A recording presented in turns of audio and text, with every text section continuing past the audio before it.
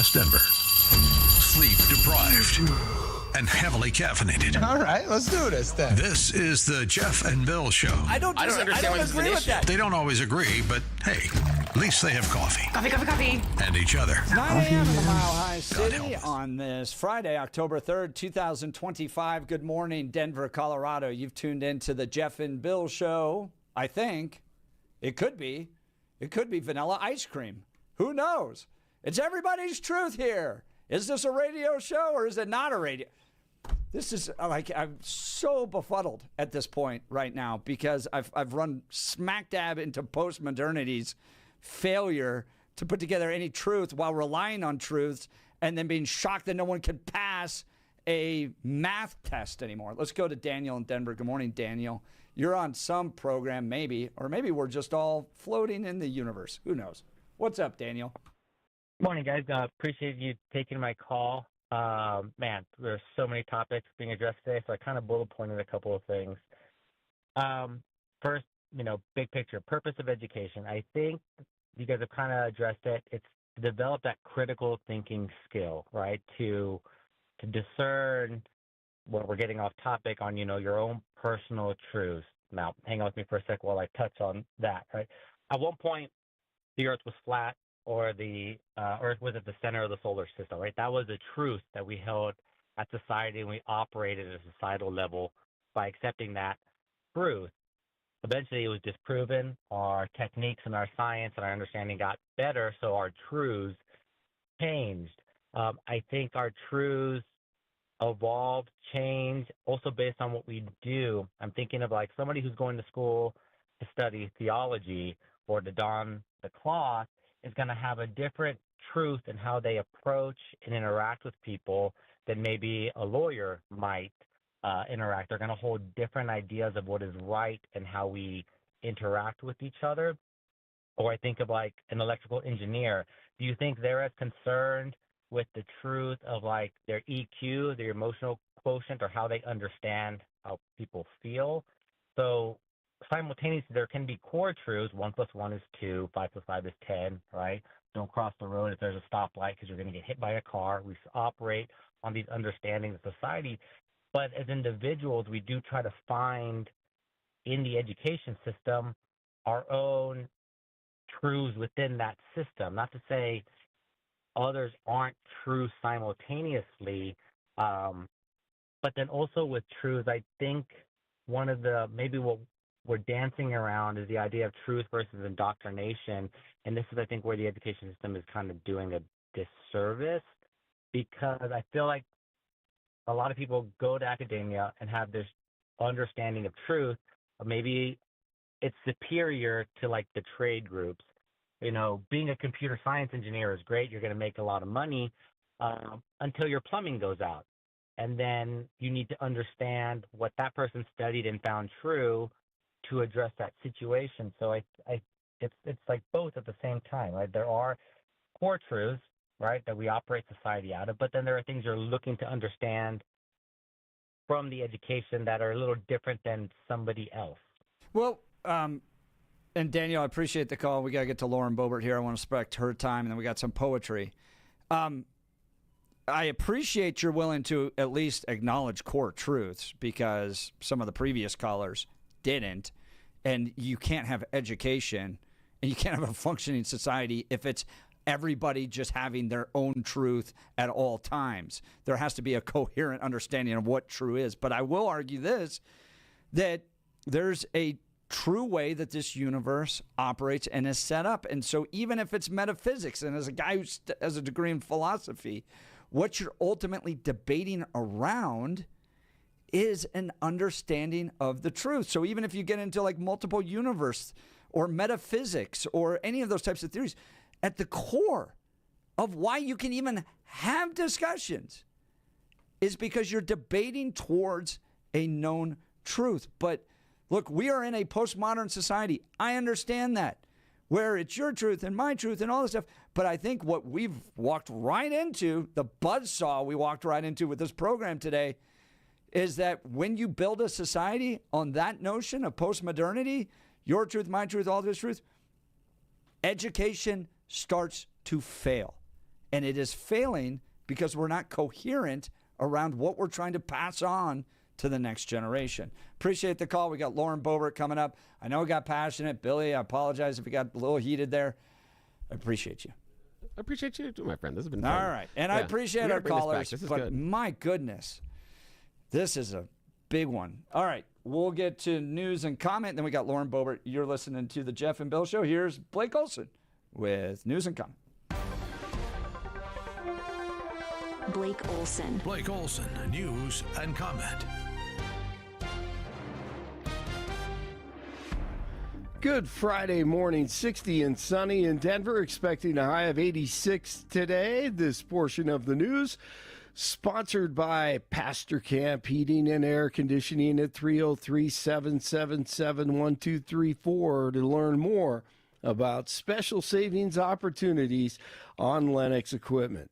Our top story, Sean Combs, a.k.a. Diddy, will be sentenced in New York soon after being found guilty on 2 prostitution-related charges. Prosecutors are calling for Combs to get at least 11 years in prison, while defense lawyers say the maximum should be 14 months.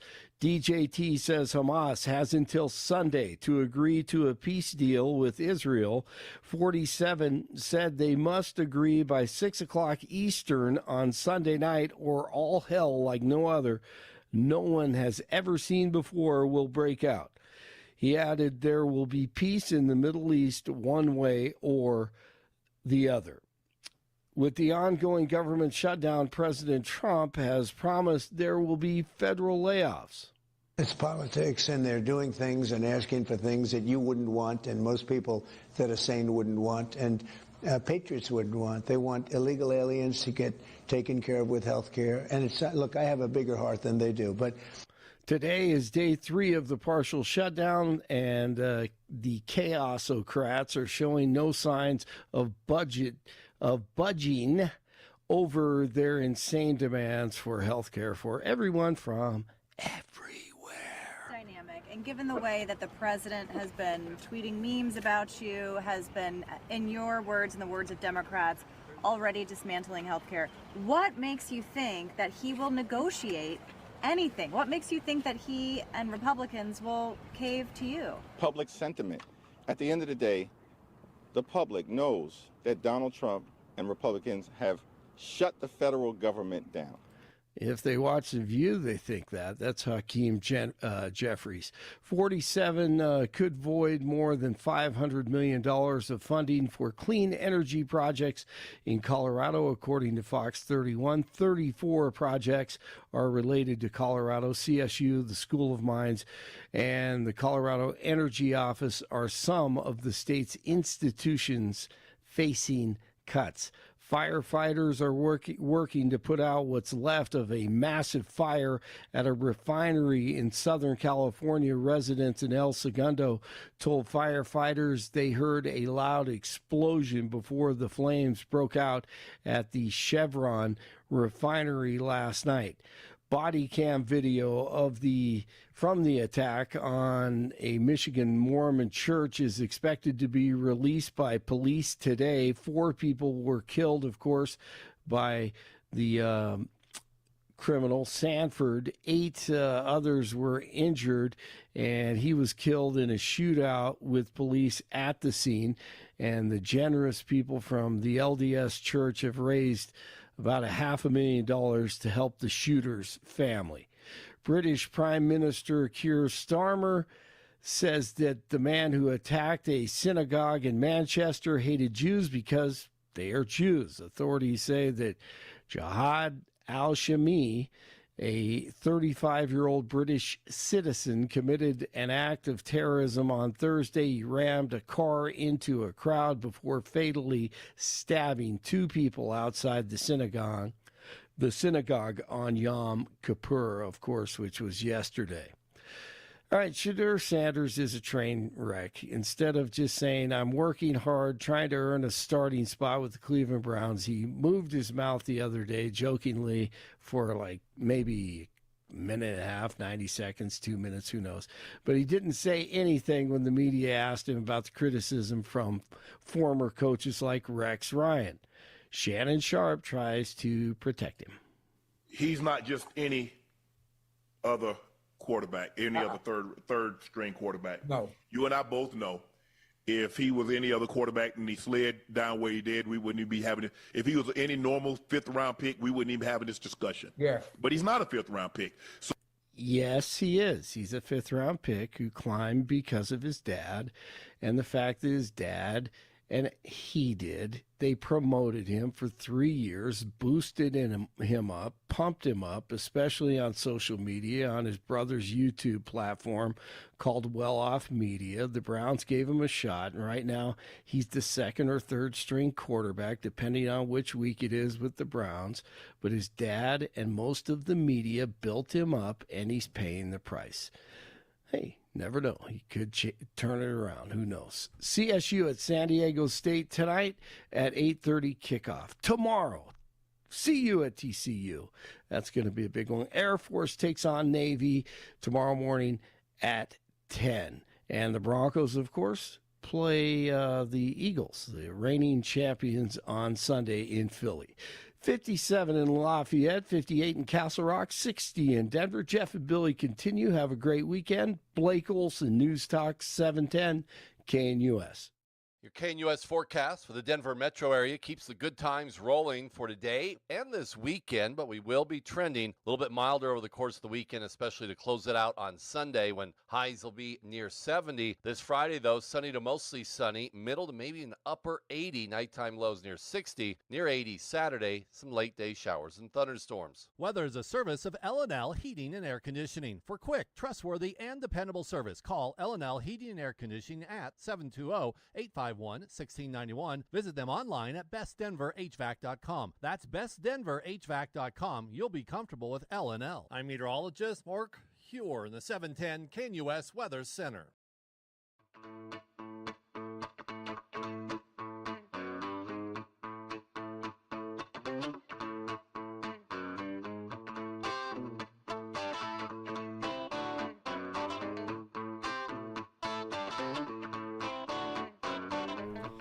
Welcome back to the Jeff and Bill Show. Let's talk Dan Caplis. Dan Caplis Law. Oh, gosh. I love Dan because he delivers results, which is a truism. Oh, boy. Dan has gotten victory for people who have been hurt in motor vehicle crashes. Dan is...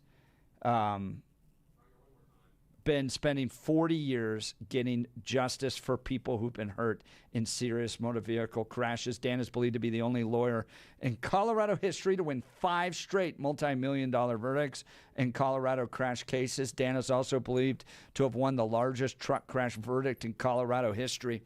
Dan Caplis Law is the official law firm partner of the Denver Nuggets and the Colorado Avalanche. Dan Caplis Law is a serious firm for serious cases. Dan accepts righteous injury cases on a percentage fee basis so that he can represent good people from all walks of life without regard to ability to pay. So if you need Dan's help, give him a call.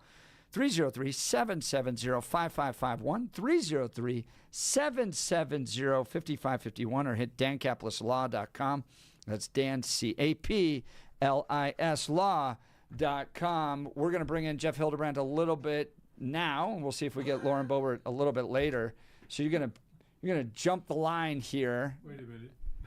We'll get you. We'll get you. He's getting set up here. Trying to get organized here. You may have to turn up. Is Jeff Hildebrandt actually here? I feel like we have to get that basic into our education as to whether or not you are actually in the room. Dan, I am. It's Jeff a matter Hildebrandt. of perspective. That's all I can say. You guys have broken me today. You ask a question. You guys have seriously I'm just broken me trying today. To answer your question. It's a matter of perspective as to whether or not you are in the room. I feel like, is it your truth that you're in the room today, Jeff Hildebrandt? Yes. I'm glad that it matches with my perspective and my truth. You were talking a little while earlier. Yes. About music. Hey, we got Lauren. What makes good music? We just got Lauren. She'll agree with me. When it comes to good music, yes, you have to base it on ska. You can't. You guys just messing with me today. Yes, he is. Jeff's just messing with you. Ska is universally bad music. Oh, this is It's fantastic. a matter of perspective. Oh my gosh. All right, let's actually get to some irrespective. All right, irrespective. I'm gonna turn off his mic.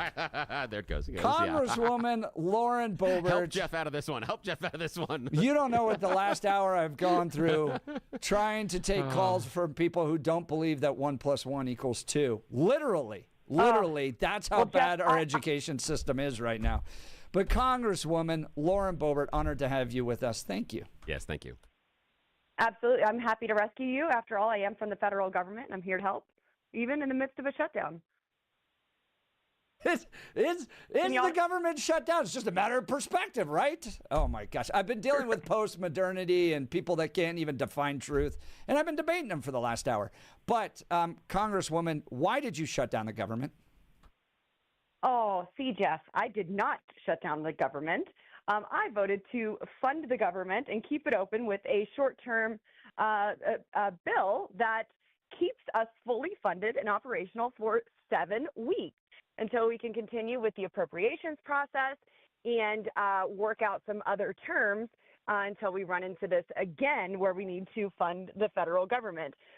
So Democrats, a handful of Democrats, mind you, this is the party who decries democracy, yet the majority of their party is wanting to keep things going as is and fund the federal government, yet this fringe group who is afraid of AOC is taking a stand against a bill they've already voted in favor of and passed and signed into law 13 times prior. This is a clean continuing resolution. In fact, we are continuing the Pelosi-Schumer-Biden budget, and we have not added any gimmicks, any extra spending.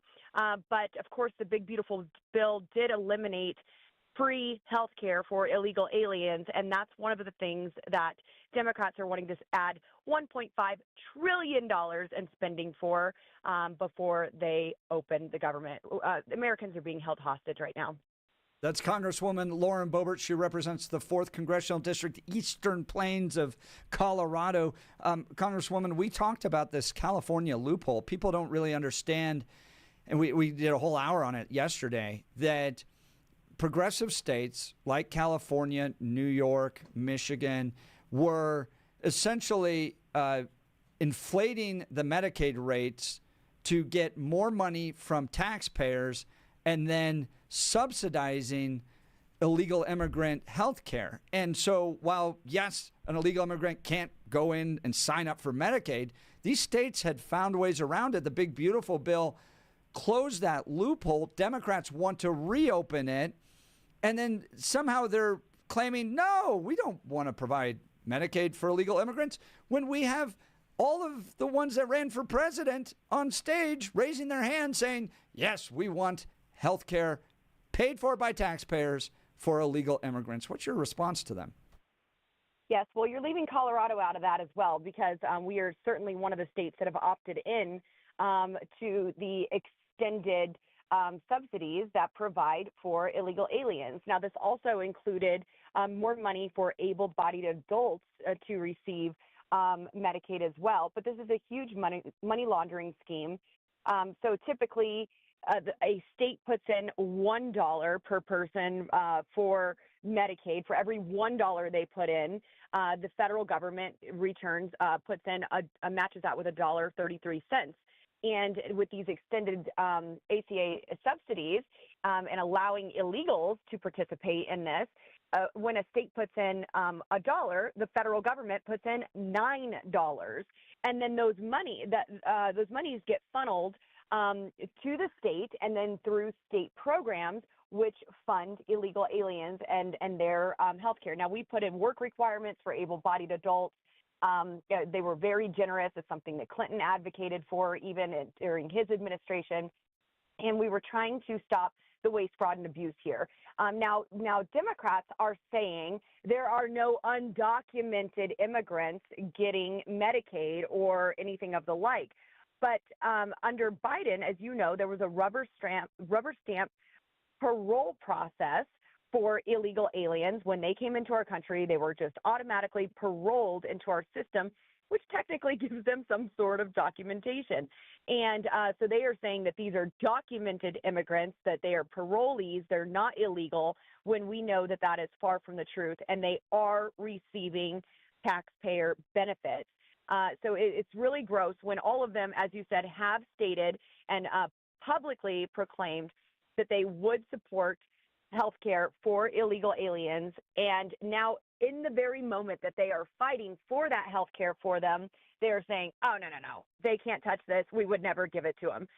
If the Democrats aren't lying, the sun isn't up. It's wild. And all of this really is just because of their hatred for our president. If the man walked on water, they would say he couldn't swim. That's Lauren Boebert, Congresswoman from the 4th Congressional District. We're talking about the government shutdown. One of the other things that I think the Democrats have made a big mistake on is Republicans are happy to explore other ways to reduce the size of the federal government. We're seeing that with Russell Vought and the office of OMB office. And they don't seem to have any problem in utilizing this opportunity to find more waste in the federal government if we have to get rid of some of the jobs. So I think that Democrats have kind of made a mistake here, thinking that we would find a government shutdown really painful. And while we don't like the aspect of necessary federal employees waiting for their paycheck, having a reduced federal government is something that we kind of like. And so it seems like the Democrats underestimated Donald Trump in this one. Once again, your thoughts? Certainly. And President Trump warned them. Russ Vought at OMB certainly warned them as well. If you shut down the federal government, we will find areas to cut spending so we can continue to fund the necessary aspects of government. We are all for reducing the size and scope of the federal government. And really, I think that's why it's so important to get involved in really big races that we have coming up. If we want to have the 10th Amendment be the one that is the strongest and have states have the right, well, we need to also have the right leader in Colorado. So those races are going to be really important in the midterm.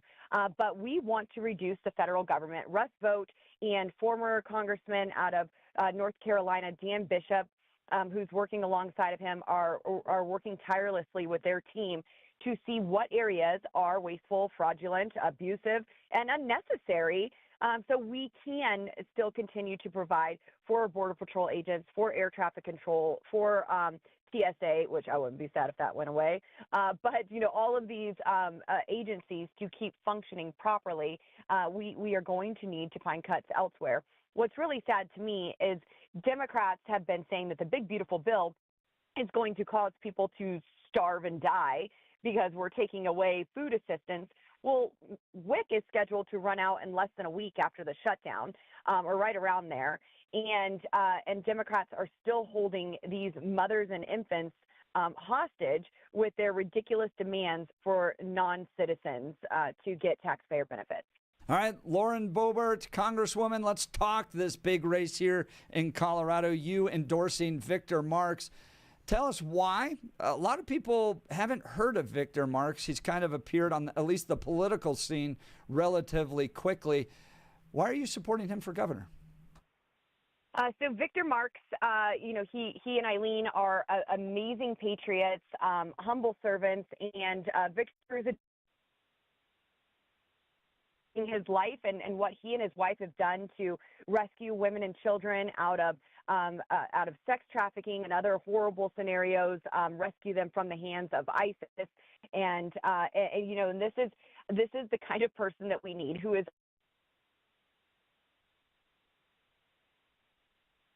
dangerous enough to protect the people that he loves. And that's Colorado. I don't think that Victor stands to gain anything personally from this. If anything, I think he'd be taking a pay cut being the governor. But it is for our state, and our state is absolutely worth fighting for. There is a remnant who is still here in Colorado and still fighting each and every day. I believe that we are part of that remnant.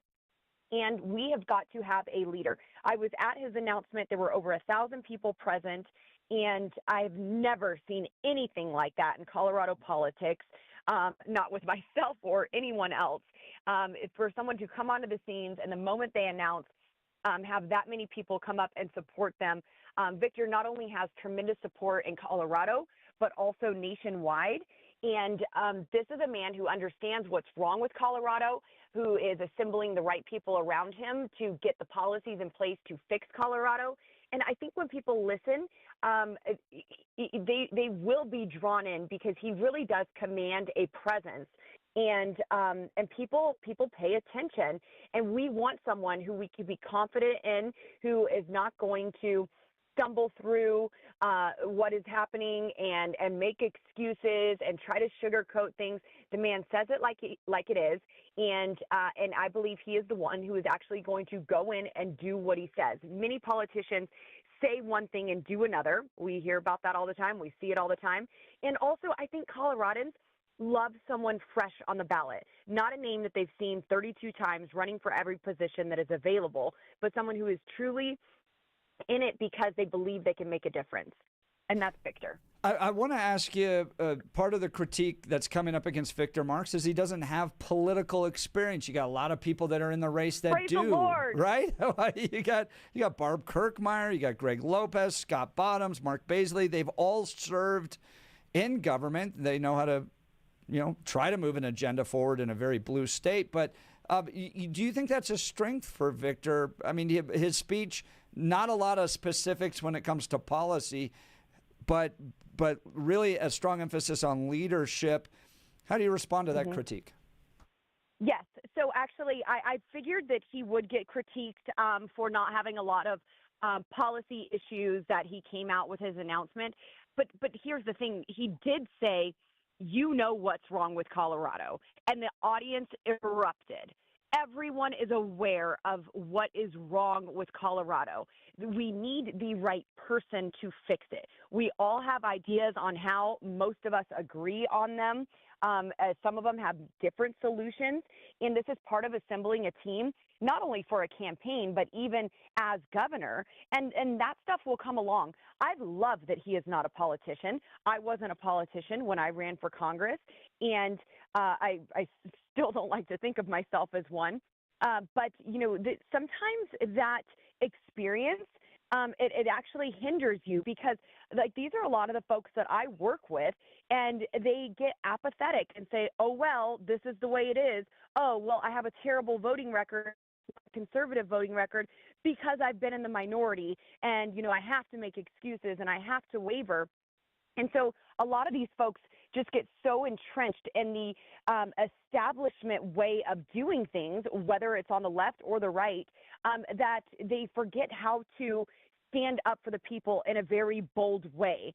When I first went to Washington, D.C., I didn't go there because I loved D.C. and they were doing everything right. I went there to do things completely different. And I've been a part of a lot of fights where we were able to make significant change, even if for only the time being, since, our rules are just from one Congress to the next and one speaker to the next. But I believe that having a non-politician in this race is an absolute benefit. If you just look at our state party, unfortunately, it is split right down the middle. And, our state party looks like Gabe Evans' district there in the 8th, where it is just 50-50. And unfortunately, we have one side of Republicans who are absolutely entrenched in their way of thinking, and then the other side is as well on the completely opposite end, all calling themselves conservatives and Republicans. And I think having someone rise up in the center of that and say, no, we're going to stop with the grumbling. We're going to stop complaining and attacking one another. We're going to unify, and we're going to move forward together. Having a strong leader that will actually lead, because that's what we need in Colorado. We needed a leader for a very, very long time, and there has not been one. We hope with every state party GOP chair that person will lead, and it's very evident that we have not found a person to lead our state party. So hopefully our governor can. And, something that just one last point, something I would love to see with Republicans, what if, Jeff and Bill, what if we got together early on in this primary and said, we are going to back one candidate. We are going to unify early. We are going to defy the odds of everybody saying that we can't get along, that we don't know how to agree with one another. What if we all got behind one person and just ran the race from the beginning against the Democrats? That would be amazing. Lauren Boebert, Congresswoman from Congressional District 4. Now, Congresswoman, I just spent an hour on the phone talking to people, and I'm not exaggerating, that told me that 1 + 1 does not equal 2 because they have their truth, I have my truth. Now, look, you're a political figure. I know you can't say voters are stupid. I'm a radio personality, and I will, because I go down to these Bernie Sanders rallies. 30,000 people showed up, okay? 30,000 people. They're Bernie Sanders adjacent people. I mean, they love him. AOC is the top-rated national political figure according to Dave Flaherty's poll of Colorado. They vote for Democrats, complain over and over and over again about the direction of the state, and then vote for Democrats again. How? To people that do not believe that 1 + 1 = 2, does Victor Marx convince them to vote for him? What becomes the messaging strategy to the quintessential Colorado voter that somehow thinks Jared Polis is a good idea? Well, I understand that these are the folks that are calling in, and maybe I need to listen to the segment here that you had this morning. But I don't believe that that's the vast majority of Colorado. Of course, there are pockets that always vote Democrat. We've never had someone, in my opinion, exciting on the top of the ticket in a midterm election, which are actually our most important elections in Colorado, because that is when our gubernatorial races take place, our Senate races. And there has never been an attractive candidate at the top that is appealing to unaffiliateds and even some Democrats. We have always had someone who is milquetoast at best, very established, a Bill Owens type, if you will, and this entire group of folks that just say, oh, well, I'm a farmer and a rancher and I'm wearing my Carhartt, and don't worry, you can keep your abortions and keep to the policies that you want to, because I promise I will never stand up and defy anything that is challenging. And they really just kind of appease to Democrats and therefore lose their base and never gain any new voters either. So those races have always been so unfortunate for us, and it hurts us down ballot as well. But if you've seen, I don't want to speak higher of myself or my races that I've been in than I ought, but if you look at my races, when I'm up for election, we have more voter turnout in those districts on the ballot, and that makes a difference for people to be engaged. So if we can have someone exciting at the top who actually means what they say, who speaks with integrity, who has character, who has experience in life, which is much more important than sitting behind a desk and arguing if 1 + 1 = 2 or not, which I think Governor Polis may have been one of your callers, because I just saw a post from him a couple of days ago saying Republicans shut down the government because we're in the majority. But I didn't see any Republicans vote against the spending package. Did you? Oh, I love it. Oh, Congresswoman Lauren Boebert, I appreciate your time today. Thank you so very much.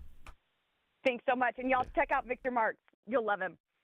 There Thank you you go. very much. Love to hear from you. Text us on the Dan Campbell Law text line at 720-819-5115. And because we desperately need it on the show to carry us into the weekend, Jeff Hildebrandt, Cowboy Poet, coming up. You're listening to The Jeff and Bill Show. This is Denver's Talk Leader News Talk 710 KNUS.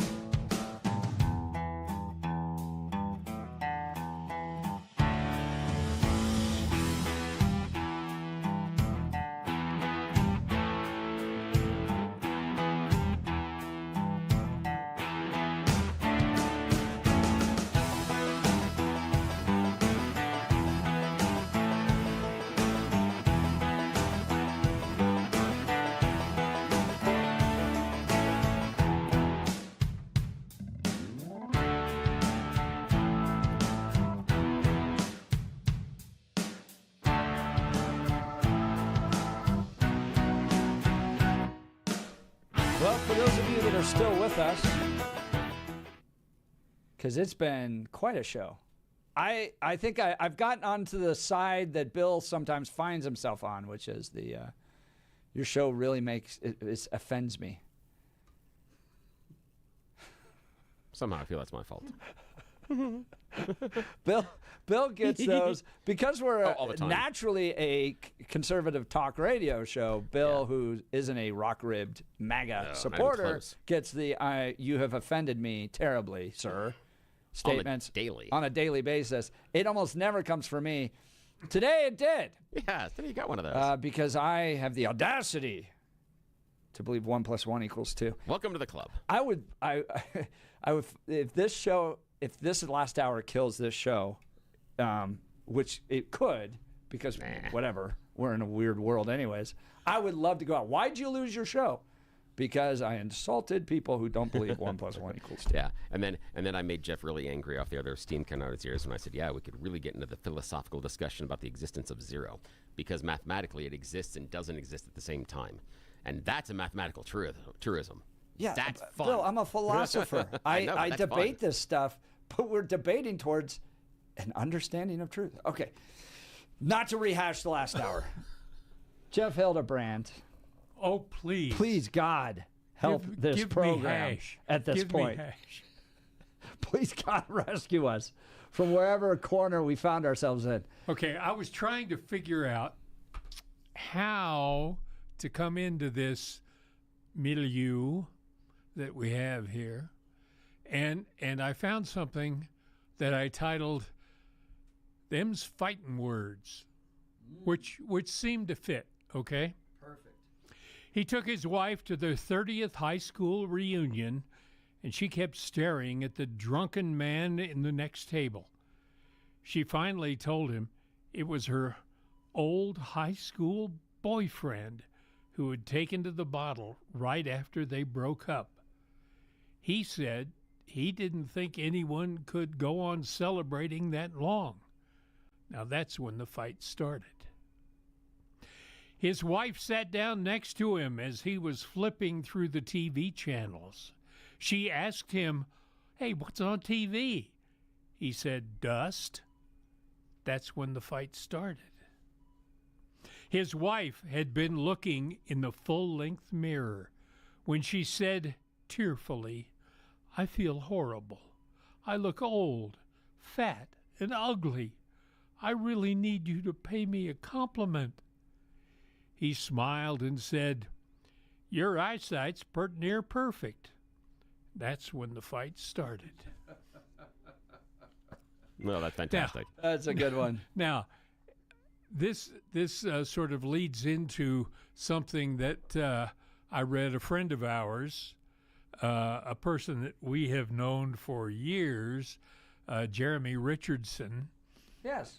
Jeremy used to sing with his wife Amy in the singing group Avalon, the Christian singing group Avalon. They performed at the Western Conservative Summit one year. Right, and he's now down a little bit south of Denver and working as worship leader and trying to raise those rowdy kids that everybody has. Anyway, he posted something, and I stole part of it. Jeremy Richardson posted thoughts about the way that we're acting. Or maybe I should say his thoughts are on our negative reacting to all that's happening recently. The boycott binge is booming. Things have gotten out of hand. Hate speech is all-consuming. It's raining rancid rhetoric. It's an everyday reality. In order to improve our world, we need a love mentality. When they're chanting cancel culture, just don't get in their face. God told us we should love them. That means granting them some grace. Remember, love's the remedy to closed-off minds and hearts. So pray and smile and show God's grace. That's the way soul winning starts. It's true for you and it's true for me. We have to be the change we want to see. think Michael Jackson had a similar song. It starts with the man in the mirror, right? That's right. Absolutely. That scares me, though. I've seen the man in the mirror. And, whoa. Yeah, I know. Especially like, there are times in the morning I'm getting out of the shower and like, I gotta go eat after this too. This is ridiculous. This is, who can, it's just, I look in the mirror and it's like, this is definitely not for sharing. No, not at all. Another one before we get to a break, sir? All right. Well, I'm suffering from phone fatigue. The only calls I get are automated robo-rings from folks I've never met. The phone rings, and I go to see just who it is who's calling me. I'm always disappointed that I went to any fuss because the number has been blocked or it's from anonymous.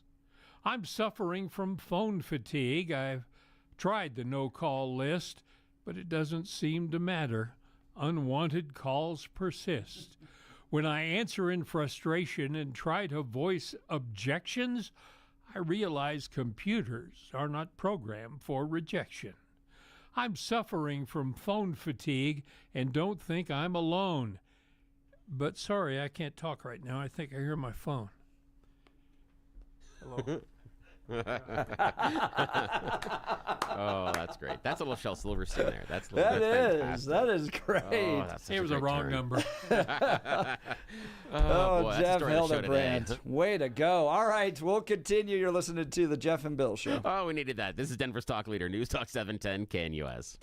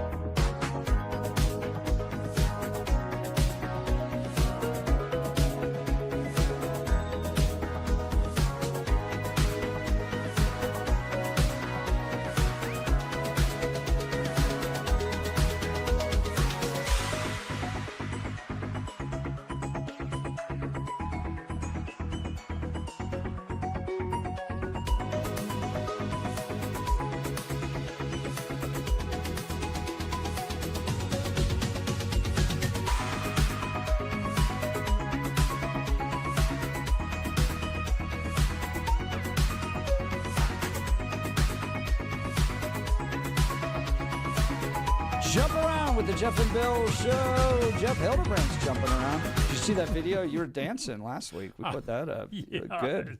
I saw that. Unfortunately, a lot of people saw it. I got comments on that one, too. That was great. Most of the comments were like, yeah, leave it to Bill to come out of nowhere. Just all of a sudden doing something weird. They're like, that is totally on brand. Yeah, the number of things you do. Yeah, they're like, yeah, that's good. All right, Mr. Hildebrandt, take us home here. All right, I'm going to leave you with one more thought. Washing laundry can represent just why the Holy One was sent. In heaven, God the Father knows our lives get dirty like our clothes. So Jesus came to wash away the stains of living life our way. It doesn't matter where you hurt or why you're covered up with dirt. The Lord will clean you every day, and all you ever have to say is, "Save me, Lord, right where I'm at. Cleanse me in your laundromat." Oh, that's great. That is a good one. Thank you very much. And it doesn't cost $1.50 or whatever else it costs now, yeah. Well, thank you, Jeff Hildebrandt. My pleasure. Bringing down the temperature a little bit. Thank you to everybody that called in. Oh, gosh. That called in. If I didn't think that Jeff would just lose his stuff this afternoon, I'd play that right now just to Yeah, go I out. know. You But would. I can't push it that much. I see. Bill, I see. I we're would jump treading out the line here. window, but because gravity's debatable, don't worry about it. Oh my God, you're the best. I love you so much. You are the best, my friend. Thank you, Bill, for a good week. Thank you to all of our callers and Yeah. listeners. I hope we'll be back next week. Yeah. Who knows? And thanks everybody for putting up with me. I know I've been tough. It's You're not been listening easy. to Jeff and Bill. 710 KNUS. Have a great weekend.